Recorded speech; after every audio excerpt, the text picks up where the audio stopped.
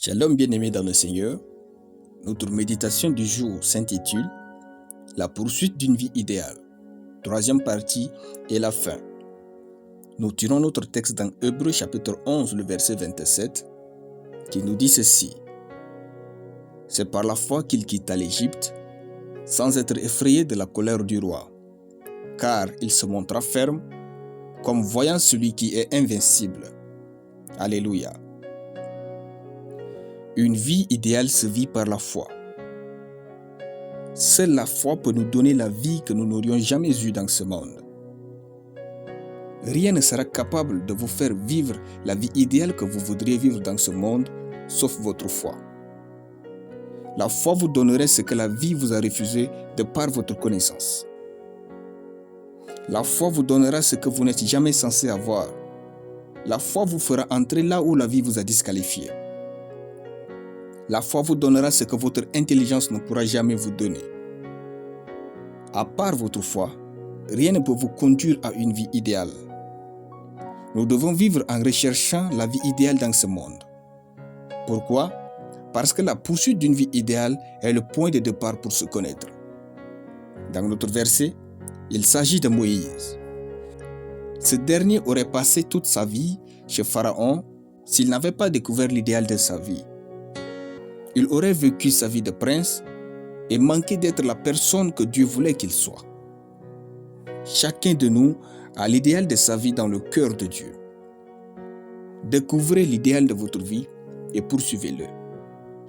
Plusieurs auraient aimé être dans le palais royal comme Moïse et croire que c'est une bénédiction. Vivre comme un prince, manger comme un prince, être éduqué comme un prince, avoir des habits et possession d'un prince. Pourtant, Moïse était en train de rater toute sa vie en demeurant dans ce palais comme prince. Car Dieu n'avait pas planifié une telle finalité à sa vie dans ce monde. Jusqu'au jour où le désir naît dans son cœur d'accepter l'opprobre de Christ, pour la première fois de sa vie, après 40 ans de vie terrestre, Moïse a commencé à vivre effectivement sa vie. Et par la foi, Moïse quitta le palais pour devenir le grand homme de Dieu. Par la foi, pouvez-vous oser poursuivre la vie idéale que Dieu a pour vous? Rejeter Dieu et sa parole pour nous ne font que nous éjecter de notre véritable vie dans ce monde.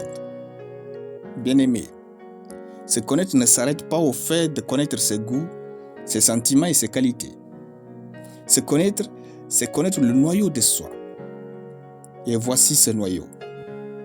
Pourquoi suis-je ici dans ce monde? C'est-à-dire, pourquoi suis-je présent dans cette génération et en ce moment précis de l'histoire?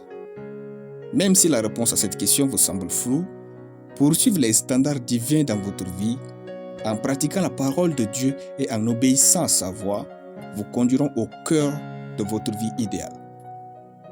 Tous ceux qui ont vécu et secoué ce monde savaient tous ce qu'ils poursuivaient avec Dieu. Alléluia. Nous allons prier. Je déclare que je sais en qui j'ai cru et ce que je veux dans ma vie.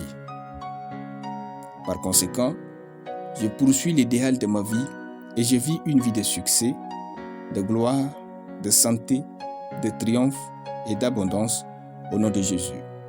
Amen. La lecture biblique en une année, Matthieu chapitre 8 à Matthieu chapitre 10. Soyez bénis, c'était le pain du ciel.